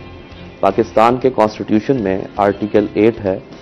पाकिस्तान के कॉन्स्टिट्यूशन में मुख्तलिफ ऐसे आर्टिकल्स हैं, 184(3) में सुप्रीम कोर्ट अपनी जुरिस्डिक्शन एज्यूम करती है, हाई कोर्ट्स 199 में। तो इस बुनियाद पर अगर कोई कानून पार्लियामेंट जो आइन से हमारे मुतसादिम होगा या कोई इस्लामिक इंजंक्शंस के खिलाफ भी कोई कानून हो, तो उसको फेडरल शरीयत कोर्ट और अगर हमारे बाकी कॉन्स्टिट्यूशन के बेसिक स्ट्रक्चर इंसानी हकूक़ के हवाले से, अदलिया की आज़ादी के हवाले से, या बुनियादी जो डेमोक्रेटिक हमारा स्ट्रक्चर है, पार्लियामेंट्री निज़ाम जो है, उसके हवाले से किसी किस्म की कानून साजी अगर पार्लियामेंट करती है तो उसको हमारी सुप्रीम कोर्ट जो है वो on the basis of constitutionality कलअदम करार दे सकती है। तो ये इख्तियार सुप्रीम कोर्ट को आइन ने ही दिया है, इसलिए पार्लियामेंट यहाँ बालादस्त नहीं हो सकती, क्योंकि कॉन्स्टिट्यूशनल सुप्रीमेसी हमारे यहाँ कायम है, जिसकी बुनियाद पर पार्लियामेंट के मुकन्नना के बनाए हुए कवानीन को अदालतें कलअदम करार दे देती हैं। और यही उसूल जो है अमेरिका में भी है, क्योंकि वो भी एक फेडरल स्टेट है। यही उसूल इंडिया में भी है, वो भी एक फेडरल स्टेट है। बरतानिया की मिसाल हमसे मुख्तलिफ है, वहाँ पर पार्लियामेंट की बालादस्ती है, जबकि बाकी अमेरिका, इंडिया और पाकिस्तान, यहाँ कॉन्स्टिट्यूशनल सुप्रीमेसी जो है हमारा आइन ही बालादस्त है। तो आप क्या समझते हैं फिर हमारे इदारे इतने बेबस क्यों नजर आते हैं? हमारे इदारे किन इदारों, आपका मुराद किन इदारों से है? देखिए, आइन की हम बात करते हैं, कानून की बात करते हैं, तो वहीं पर हम देखते हैं कि आइन और कानून को फॉलो नहीं किया जाता। आइन और असल में हमारी जो जुडिशरी है उसका काम है लॉ को अप्लाई करना। आप मेरी बात तो समझ गए थे, लेकिन आप मैं आपकी बात से मेरा इशारा इसी तरफ है कि हम लोग आइन हम लोग आइन और कानून को कह रहे होते हैं कि जी हमारे यहाँ ये बड़ा असर रखता है, तो इसको फॉलो करना चाहिए, हमारे इदारे उसको फॉलो करते हुए नजर नहीं आते। इसकी बुनियादी वजूहत ये है कि हमारे यहाँ जो जुडिशरी है उसका काम कानून को अप्लाई करना है। ये एग्जीक्यूटिव का काम है कि उसको एग्जीक्यूट करवाना, और हमारे यहाँ इदारे मानते इस वजह से भी नजर नहीं आते क्योंकि हमारे यहाँ एक बड़ी तारीख है। हमारे यहाँ जो पॉलिटिकल विक्टिमाइजेशन का जो कल्चर है, इसने इदारों को तबाह कर दिया। हमारे यहाँ एंटी करप्शन का इदारा हो गया, FIA हो गया, नैब हो गया, इन इदारों को न्यूट्रली काम करते देखा नहीं गया। जब भी रिजीम चेंज होती है तो ये जो मौजूदा हुकूमत होती है उनके हाथों इस्तेमाल होते हैं, और पॉलिटिकल विक्टिमाइजेशन के केसेस होते हैं जिनमें ना शहादतें होती हैं, ना ही उस हवाले से कोई एविडेंस मौजूद होता है। तो प्रोसिक्यूशन उसमें बेबस नजर आती है। वक्ती तौर पे तो वो केस बन जाता है, फिर बेल स्टेज पे जाके बेल्स भी अलाउ हो जाती हैं, फिर लेकिन ट्रायल में उनका कोई फेट नहीं होता है केसेस का, जो पॉलिटिकल विक्टिमाइजेशन की बुनियाद पे। जैसे आप देख लीजिए मौलाना साहब जो थे, फजलुर रहमान साहब, वो जब इमरान खान साहब की हुकूमत थी तो उसमें बार-बार नैब पर तनकीद करते थे, वो कहते थे कि नैब को खत्म हो जाना चाहिए। उन्होंने इस बात का इजहार किया कि मैं जलाली साहब को भी, नवाज साहब को भी ये कहता हूँ कि नैब को खत्म हो जाना चाहिए।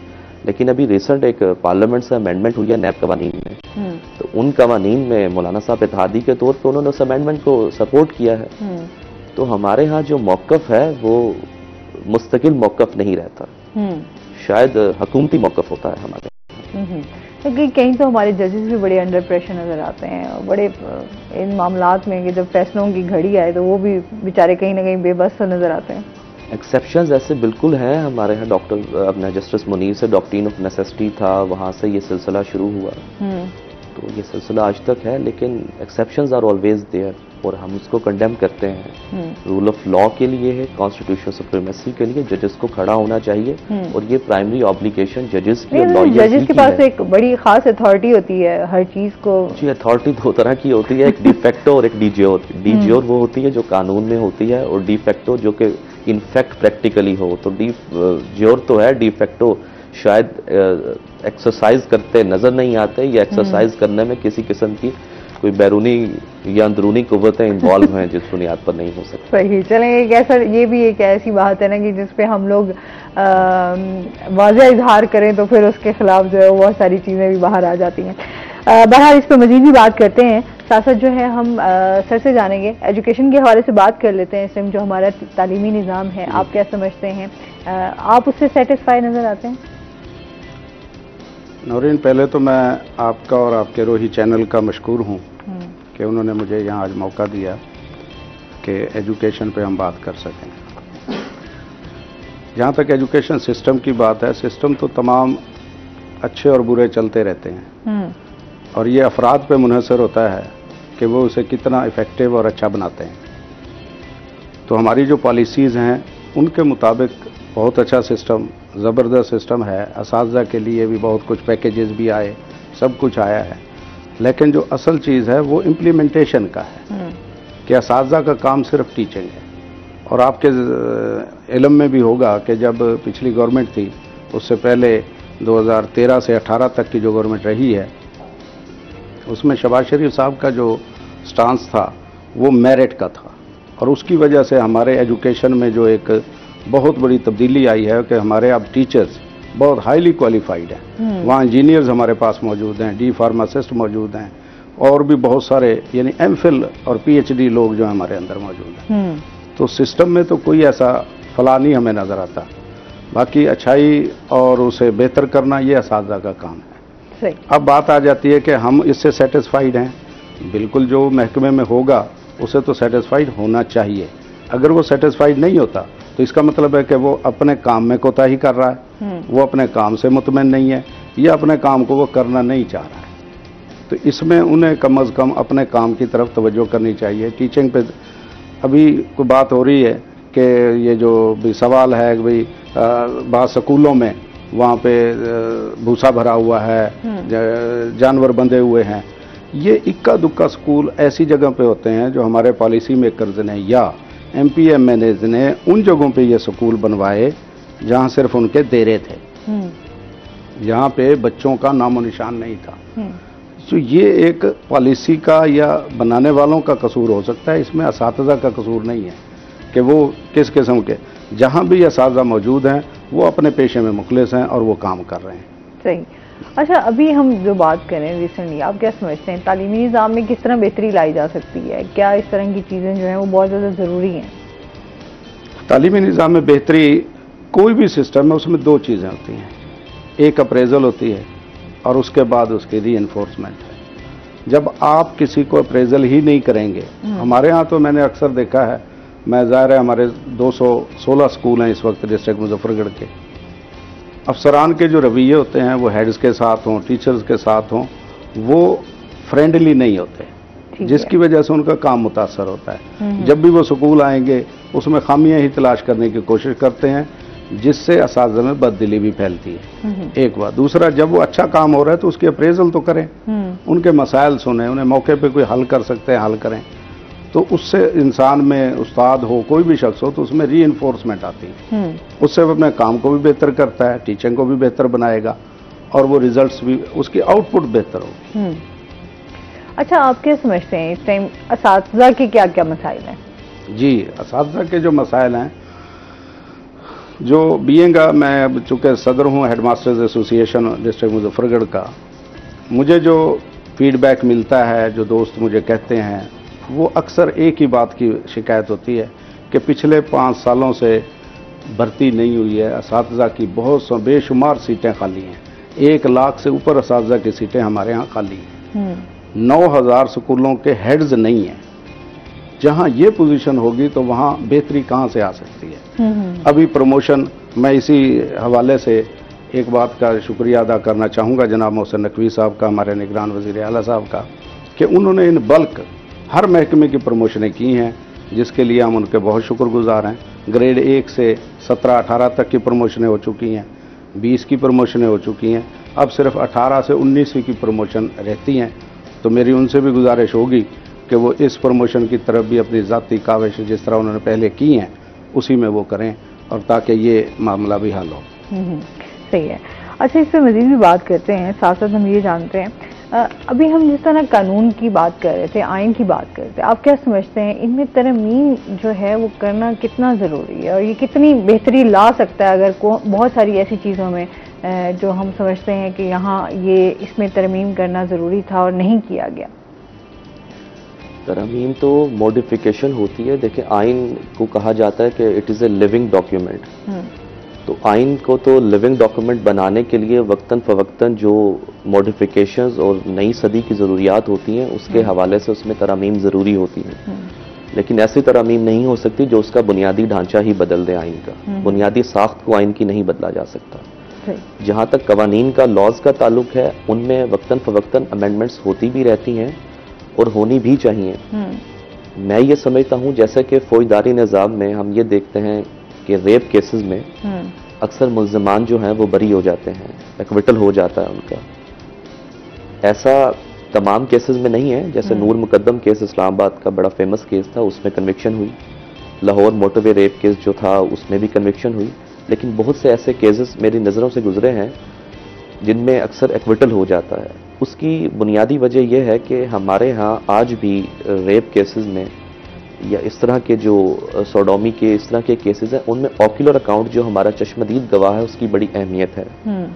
मैं ये समझता हूँ कि आज मॉडर्न दौर है, यहाँ मेडिकल एविडेंस जो है, डीएनए जो है, इस तरह के एविडेंस को ना सिर्फ तायदी शहादत के तौर पे देखा जाए बल्कि इसको प्राइमरी एविडेंस का दर्जा देना चाहिए, क्योंकि ये एविडेंस रिबटेबल नहीं होता।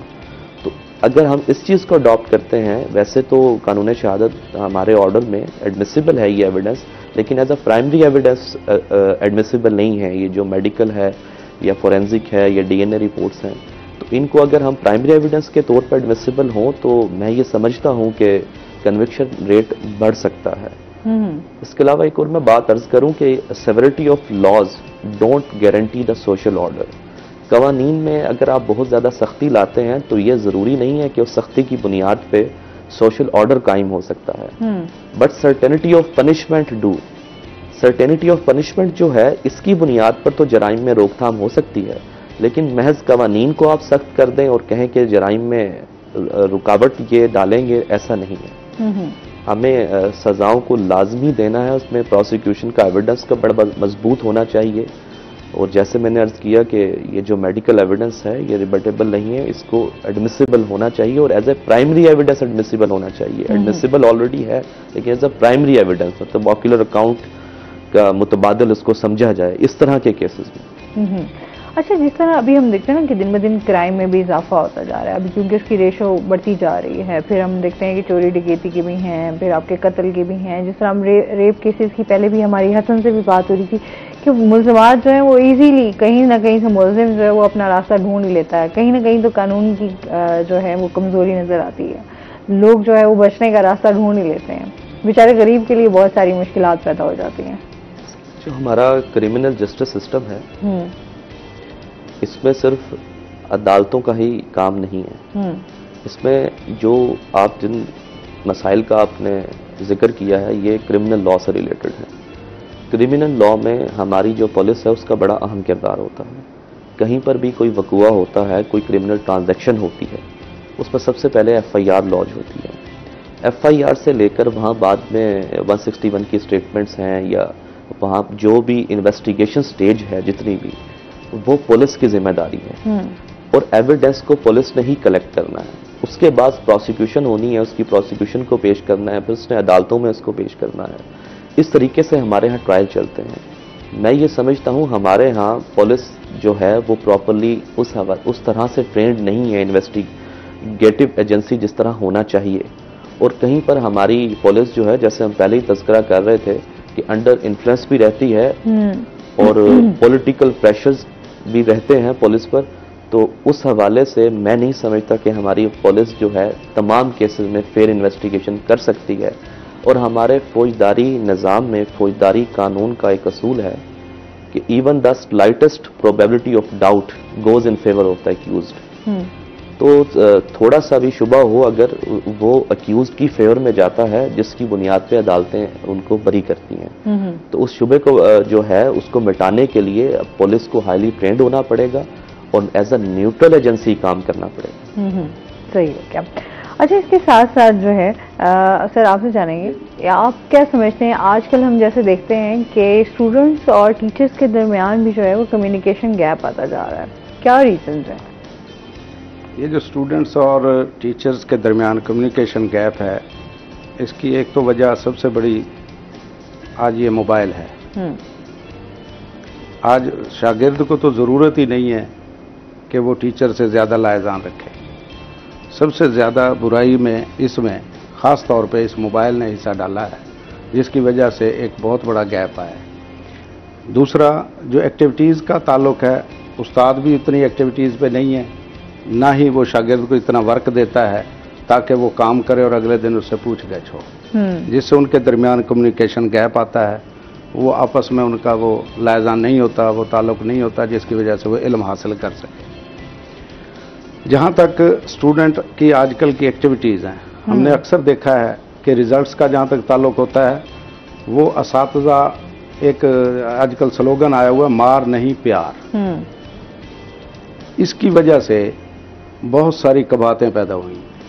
बहुत सारी जगहों पे आपने वाक़यात भी देखे कि अब उस्ताद जो है वो किसी को यानी अलबे नहीं कह सकते। दूसरे लफ्ज़ों में उसे कान पकड़वाना या उसे सज़ा देना, कारपोरल सज़ा पे तो वैसे ही पाबंदी है और ऐसा होना भी नहीं चाहिए। लेकिन कम अज़ कम जज़ा सज़ा, इस्लाम में भी जज़ा सज़ा का ताल्लुक है, तो उसे थोड़ी बहुत तो सरजनिश होनी चाहिए। लेकिन इसकी वजह से बच्चा जो है वो आज़ाद ख्याल होता है, उसे किसी किस्म का डर नहीं होता। लेकिन ये जो मैट्रिक तक की तालीम है जो हमने देखा है वो शौक से नहीं होती। ये आपने भी देखा, ये हमेशा या उस्ताद का डर होगा या वालिदैन का डर होगा। ये हमेशा खौफ से आएगी मैट्रिक तक की, जो आप कह सकते। जब मैट्रिक बच्चा कर लेता है तो फिर उसके लिए राहें खुलती हैं, फिर वो इंटर की तरफ जाता है, वो मुख्तलिफ शोबे इख्तियार करता है, मेडिकल का है, इलेक्ट्रिकल का है, इसका इंजीनियर का है, IT का शोबा है, आर्ट्स के शोबे हैं, बहुत सारी चीज़ें वो एक्वायर करने की कोशिश करता है। लेकिन ये जो मैट्रिक तक का जिसे हम डील कर रहे हैं वो हायर एजुकेशन में आ जाता है।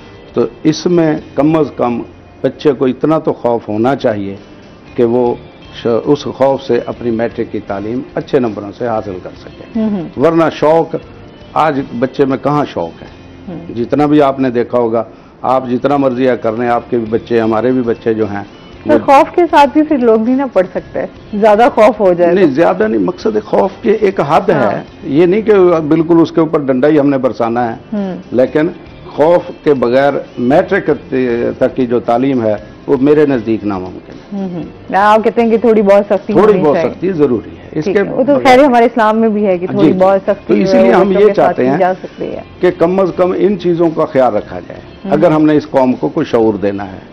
देखें, हमारे जो अखलाकियात है, अच्छाई है, ये अल्फाज में नहीं होनी चाहिए। अच्छा, तरबियत का बड़ा फुकदान है। अभी अगर हम बात करें कि जहाँ अगर हम टीचर्स कम्युनिकेशन गैप की बात करें, आप समझते हैं कि पढ़ाई सख्ती के हवाले से फिर वो कहीं ना कहीं होता है कि टीचर्स जो हैं वो हमारे लिए बड़ा एक रोल प्ले करते हैं। रूहानी माँ बाप भी कहलाते हैं कि अब बच्चा जो अपने घर से जो है उसके बाद जो सफ़र करता है वो स्कूल में अपनी उसकी होती है लाइफ, तो उसमें टीचर्स अपना एक बेहतरीन किरदार अदा करते हैं कि उसकी तरबियत में स्पेशली तालीम तो दे ही रहे होते हैं। तो आजकल हम देखते हैं तरबियत का फुकदान है, बच्चों में वो तरबियत नहीं है। क्या जी, तरबियत के लिए उस्ताद का एक कलीदी रोल है। हमेशा 5 से 6 घंटे वो बच्चा स्कूल में गुजारता है। उसके अंदर अगर उसे कोई तरबियत, उसे अच्छाई बुराई में तमीज़ नहीं सिखाई जाएगी तो वो कभी भी इस काबिल नहीं हो सकेगा, वो माशरे का सही फर्द नहीं बन सकता। देखो, इस पर मजीद भी हम नाज़रीन बात करेंगे। अभी हमने जाना ब्रेक पे, हमारे साथ रहिएगा।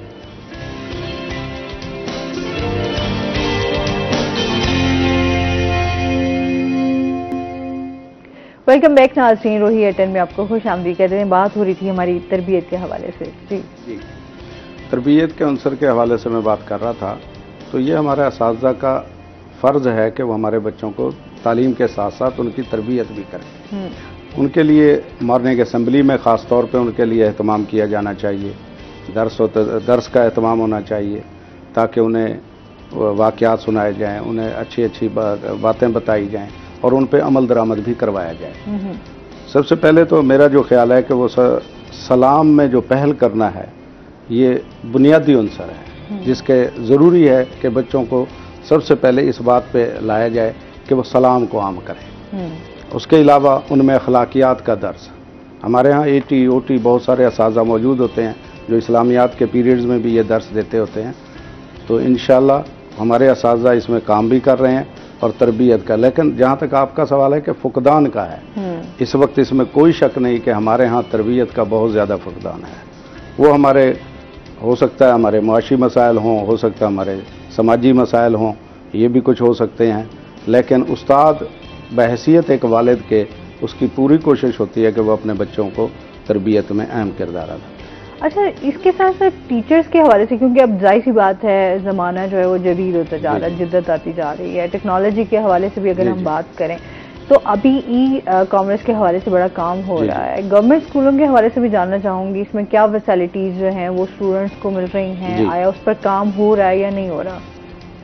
हमारे महकमा एजुकेशन में इस पर 2009 से काम शुरू हुआ था, जब से कंप्यूटर टीचर्स उन्होंने भर्ती की है। उसके साथ साथ उन्होंने 16 कंप्यूटर की एक लैब दी है जो फुली फर्निश्ड लैब है और हर हाई स्कूल में मौजूद है, हत्ता के मिडिल स्कूल्स की हद तक भी मौजूद है। उसमें आईटी टीचर्स भी मौजूद हैं। तो आईटी के हवाले से तो ये एक बहुत बड़ा एक हुकूमत का समझें कारनामा है कि उन्होंने हर स्कूल को ये फैसिलिटी फराहम की है कि वहाँ बच्चे कंप्यूटर की तालीम हासिल करें और कम अज़ कम इतनी तालीम वो ज़रूर हासिल कर लें कि वो अपने शोबा ज़िंदगी में काम कर सकें। इससे कुछ अर्सा पहले अगर बैक पे आप जाएं तो उसमें 3 किस्म के ट्रेड थे हमारे यहाँ। एक तो ये बिजली का था, एक वुड का था और एक मेटल का। ये कुछ इदारे बनाए गए थे हर तहसील लेवल पे और बड़े स्कूलों में जहाँ इन 3 ट्रेड्स की तालीम दी जाती थी। लेकिन अब चूंकि आईटी का ज़माना आ गया है तो उन्होंने कंप्यूटर लैब्स दी हुई हैं। इसके अलावा जो कंप्यूटर के हवाले से है हमारे यहाँ अब नई जो मुख्तलिफ स्कूलों में उन्होंने एक और कंप्यूटर लैब्स दी हैं जिसमें ये जो आपके ब्रांड जो है ब्लू ब्रांड है या गालबन ऐसे ही है, तो वो फैसिलिटी फराहम कर रही है उन्हें नेट की।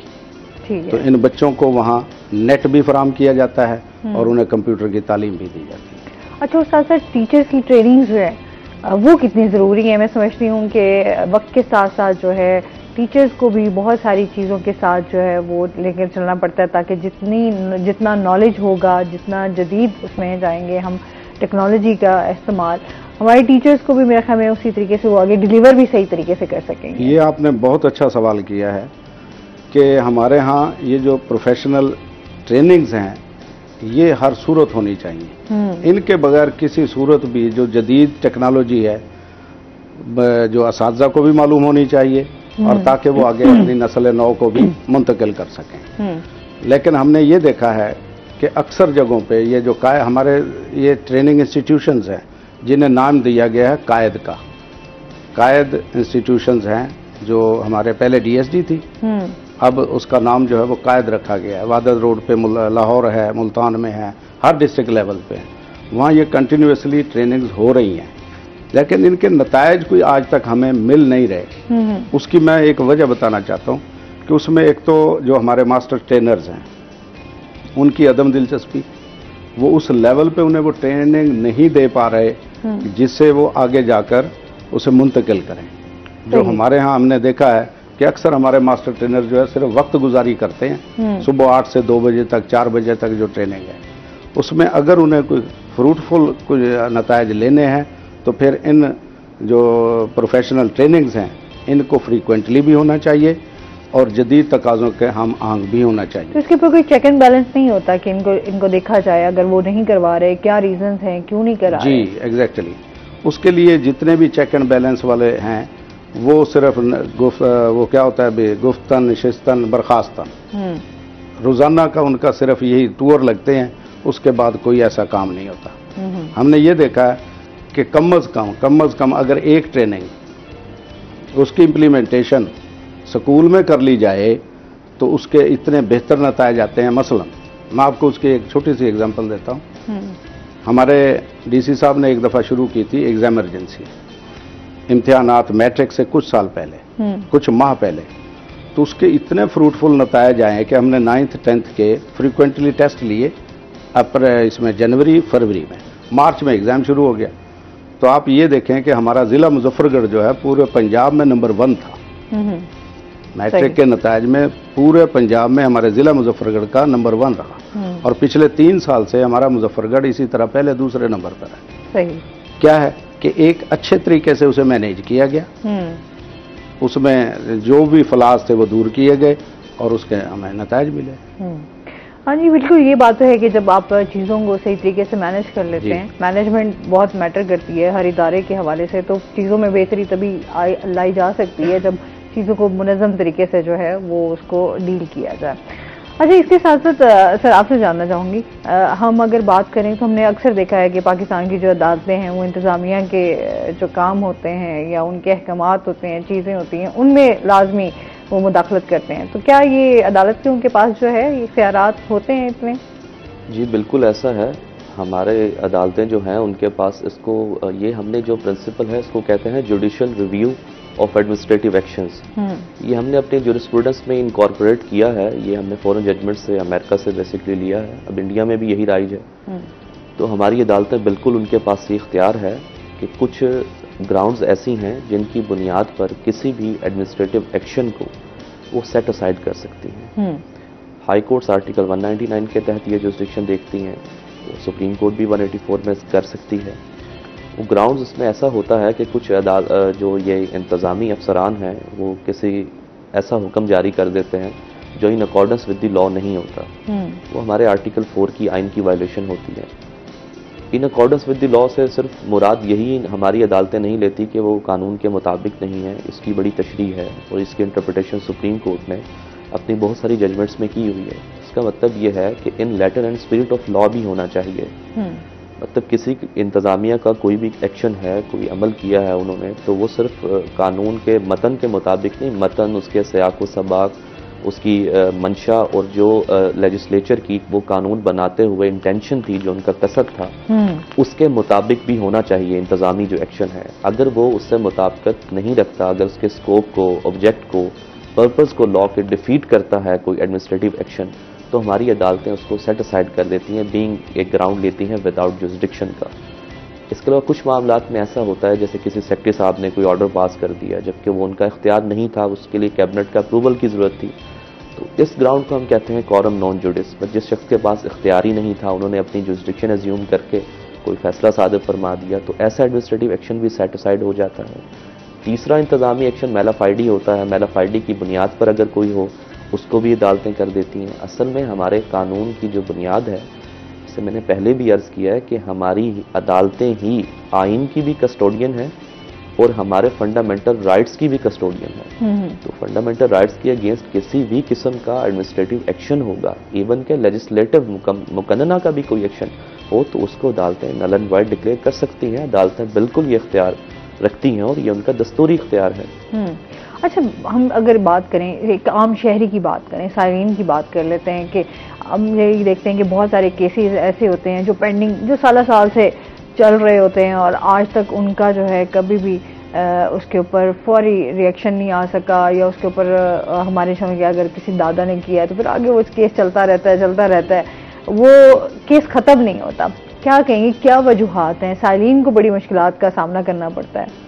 टू बी वेरी ऑनेस्ट, इस तरह के जो इंसाफ के हवाले से ना हम बात करते हैं कि उसको आज तक यकीनी नहीं बनाया गया, गैर यकीनी वाली चीजें चल रही हैं। जी, मैं उसी हवाले से अर्ज कर रहा था कि मैं ये सिविल लॉज में तो ऐसे होता है कि दादा ने केस किया तो पोता उसको देख रहा है, तो सिविल लॉ चूंकि मेरी फील्ड नहीं है, तो क्रिमिनल लॉ की हद तक मैं अर्ज करूं, क्रिमिनल लॉ में अक्सर वैसे तो ट्रायल्स कंक्लूड होते देखता हूं मैं, बहुत कम केसेस होते हैं क्रिमिनल लॉ में, क्रिमिनल रिजीम में कि वो कंक्लूड ना हो। लेकिन कुछ केसेस ऐसे होते हैं जिसमें जैसे कोई किसी ने कोई वारदात की, कोई जुर्म किया तो एब्सकॉन्ड कर गया, तो जब वो एब्सकॉन्ड कर जाता है, इश्तिहारी हो जाते हैं मुल्जिमान उसमें, तो वो फाइल्स पड़ी रहती हैं उसमें, अदालतें भी उसको दाखिल दफ्तर कर देती हैं कि जब तक कोई मुल्क से बाहर ही चला गया है, तो जब वो मुल्क से बाहर फिर आएगा, पकड़ा जाएगा, उसको अरेस्ट होगा, तो फिर उसका ट्रायल चलेगा। तो इस हद तक तो एक प्रेपोजिशन हो सकती है। लेकिन अगर मौजूदा अगर कोई पाकिस्तान में ही है, वो अरेस्ट हो जाता है और उसका चालान अगर सबमिट हो जाता है कोर्ट में, तो वो ट्रायल्स अपने वक्त पे कंक्लूड हो जाते हैं। कुछ इसमें हमारे यहाँ चूँकि वकला का एक स्ट्राइक कल्चर भी है, तो स्ट्राइक्स भी वकला काफ़ी करते हैं। इसके अलावा कुछ बाकी मामलात पुलिस की जानिब से हो जाते हैं कि चालान उसको सबमिट करने में डिलेइंग टैक्टिक्स इस्तेमाल करते हैं। उन बुनियादों पर क्रिमिनल लॉ में भी किसी हद तक डिले आ जाता है।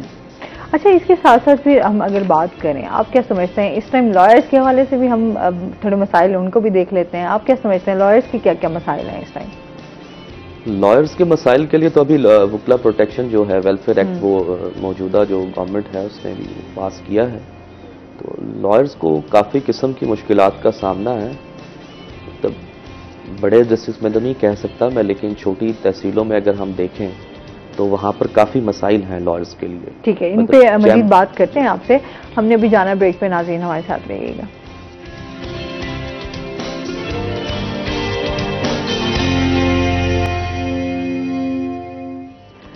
वेलकम बैक नाज़रीन, रोही एट 10 में आपको खुशामदीद कहते हैं जी। लॉयर्स के मसाइल के हवाले से हमारी बात होगी। मैं वही अर्ज़ कर रहा था आपको कि मैंने छोटी तहसीलों में अक्सर हम खबर सुनते रहते हैं कि फ़लाने वकील साहब का मर्डर हो गया और फ़लाने वकील साहब का मर्डर हो गया। तो ये बड़ी तशवीशनाक बात है कि हमारे यहाँ इवन के कोर्ट्स में भी मर्डर्स हो जाते हैं। तो मेरा ख्याल है सिक्योरिटी इंतज़ामात जो हैं वो अप टू द मार्क नहीं है, उनको मार करना चाहिए। सबसे पहले मेरे नज़दीक तो राइट टू लाइफ बहुत इंपॉर्टेंट है। उसके अलावा मसाइल तो बहुत है, जैसे यंग वकला जो हमारे इस फील्ड में आते हैं, मतलब जो एज जूनियर्स एसोसिएट्स, मतलब ऊपर बड़े शहरों में, मतलब मेट्रोपोलिटन में, लाहौर में, इस्लामाबाद में, वहाँ तो इंटर्नशिप्स का है, पेड इंटर्नशिप्स होती हैं। लेकिन हमारे शोबे में यहाँ पर मतलब जैसे जैसे आप बाकी जगहों पर जाते हैं, तब लाहौर के अलावा भी तो शहर है, वहाँ पर पेड इंटर्नशिप्स का तसव्वुर नहीं है। तो ये जूनियर वकला के लिए उनको फिर मोटिवेशन नहीं मिलती है, तो वो उस तरीके से हार्ड वर्क नहीं करते हैं।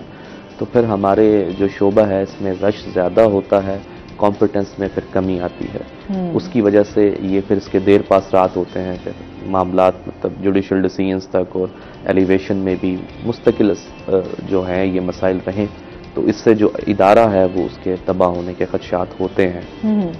सही। अच्छा, अब जिस तरह जाहिर सी बात है, हम यहाँ पर नौजवान जो वकला हैं वो ये देखते हैं, वो ये कहते हैं कि हमें जो सीनियर्स हैं वो उस तरीके से गाइड नहीं करते, उनकी भी शिकायत होती हैं। इस हवाले से आप क्या कहना चाहेंगे? मैं ज़ाती तौर पे मैं अपना तजर्बा ही शेयर कर सकता हूँ कि मैं तो जो भी मेरे असातिज़ा थे, मेरे असातिज़ा ने तो हमेशा मुझे गाइड किया और अच्छे अंदाज में बताया। जब भी उनसे कोई सवाल पूछा कानून के हवाले से, प्रोसीजर या प्रैक्टिस के हवाले से, मेरा ख्याल है कि टीचर्स जो हैं हमारे, जो लॉ में जो सीनियर वकला हैं, वो शायद स्टूडेंट का टेम्परामेंट देखते हैं कि आया ये इंक्लाइंड भी प्रैक्टिस की तरफ है या नहीं। क्योंकि बहुत से हमारे नौजवान दोस्त ऐसे हैं जो शायद उस हवाले से वकालत को एज अ करियर या प्रैक्टिसिंग लॉयर के तौर पे परसू नहीं करना चाहते। सही। तो उस हवाले से फिर उनका जो डिसइंटरेस्ट है तो वो उस इल्म में आ जाता है सीनियर्स के, तो फिर वो उनको उस हवाले से गाइड नहीं करते। लेकिन जिस बच्चा जो शाइनिंग हो और जिसकी इंक्लिनेशन हो सीखने की तरफ, तो उनको असातिज़ा को मैंने गाइड करते देखा है। सही। तो तमाम सीनियर्स के हवाले से मैं कोई राय नहीं दे सकता। ठीक हो गया। अच्छा, इसके साथ साथ मिलिट्री कोर्स के हवाले से भी ज़रा बात कर लेते हैं। आप क्या समझते हैं कि ये मिलिट्री कोर्स जो हैं वो ज़रूरी हैं? आइन हमारा क्या कहता है, क्या कहेंगे इस बारे में? मैं ये समझता हूँ अपने मौक़िफ़ की हद तक कि हमारे आइन में मिलिट्री कोर्ट्स की कोई गुंजाइश नहीं है। जब आपके यहाँ पूरा एक अदालती निज़ाम मौजूद है तो आप एक पैरेलल जुडिशल सिस्टम को खड़ा नहीं कर सकते। हमारे यहाँ 18वीं तरमीम के बाद आर्टिकल 10A इनकॉर्पोरेट हुआ हमारे कॉन्स्टिट्यूशन में, जिसमें राइट टू फेयर ट्रायल और ड्यू प्रोसेस क्लॉज जो है वो हमने आइन में इनकॉर्पोरेट की है। मैं नहीं समझता कि आर्मी कोर्ट्स में इस शिक को इसकी कंप्लायंस हो सकती है।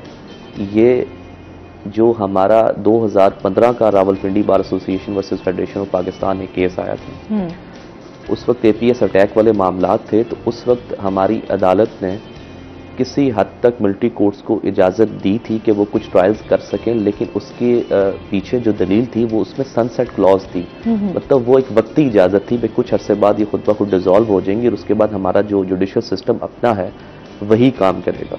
सही। अब वो वाले मामलात नहीं हैं, मुल्क में इस तरह की कोई सूरत हाल नहीं है। हमारे आइन में ये बुनियादी हकूक़ के ख़िलाफ़ है मिलिट्री कोर्ट्स की तश्कील भी और वहाँ पर लोगों का ट्रायल होना भी।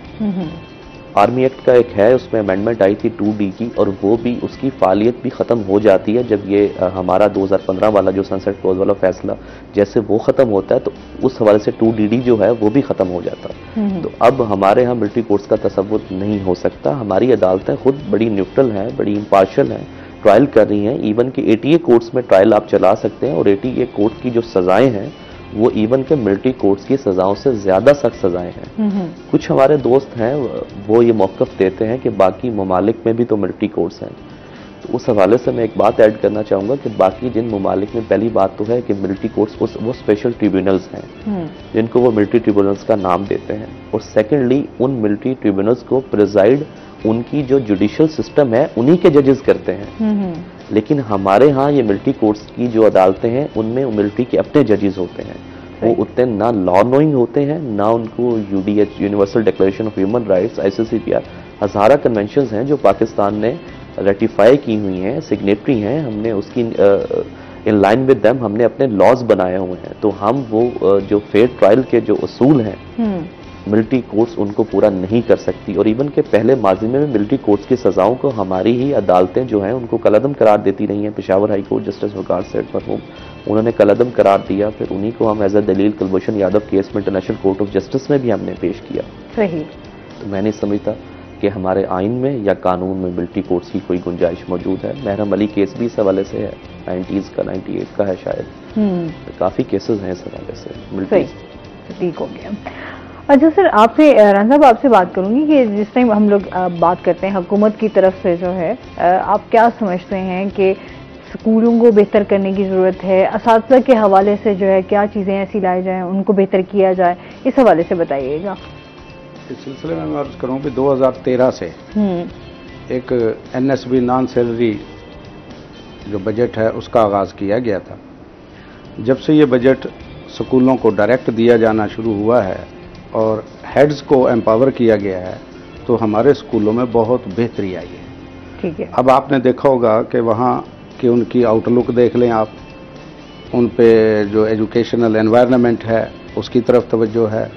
आप स्कूल के अंदर किसी भी आप स्कूल में चले जाएं या आप रोड पर भी आप एक नज़र स्कूल की तरफ देखें तो पहले वो इतनी प्रोमिनेंसी नहीं थी, स्कूल के बोर्ड भी नज़र नहीं आते थे, इमारत भी नज़र नहीं आती थी। अब आपको नज़र आएंगी कि वो इमारतें भी नज़र आ रही हैं, अंदर भी उनके माहौल बहुत ज़्यादा फ्रेंडली भी है और एजुकेशनल भी है।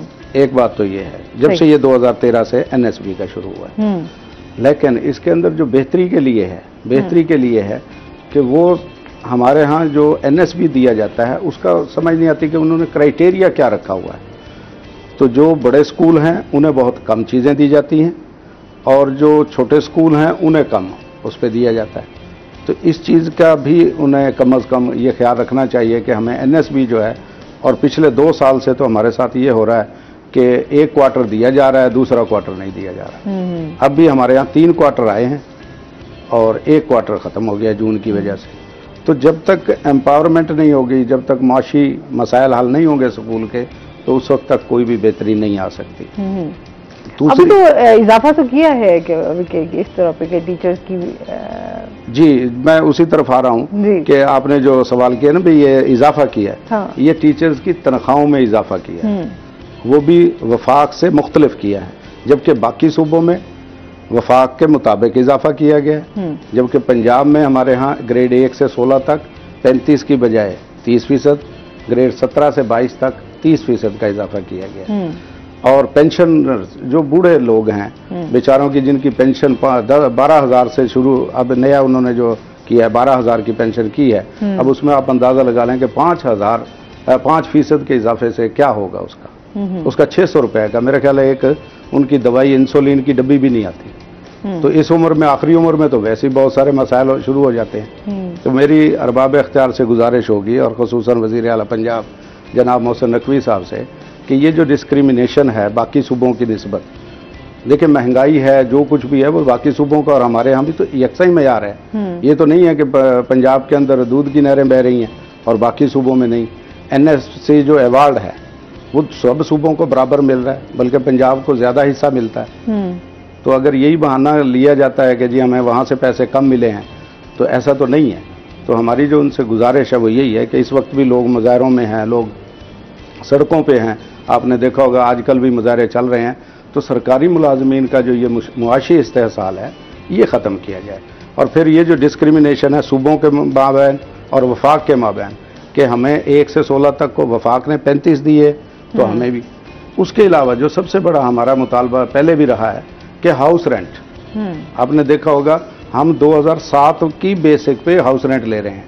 अब आप बताएं कि 2007 का जो हाउस रेंट है, क्या आज उसमें एक कमरा रेंट पे मिल सकता है?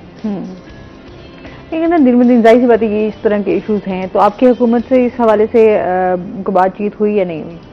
उनसे मुज़ाकरात की कोशिश की जा रही है। पिछले दिनों एक आपके सहाफ़ी ने भी वज़ीर-ए-आज़म साहब से सवाल किया था, तो उन्होंने भी यकीन दिलाया है कि वज़ीर आला साहब से बात की जाएगी। हम भी आपके प्रोग्राम के सर एक अच्छी उम्मीद तो इंसान को हमेशा रखनी चाहिए।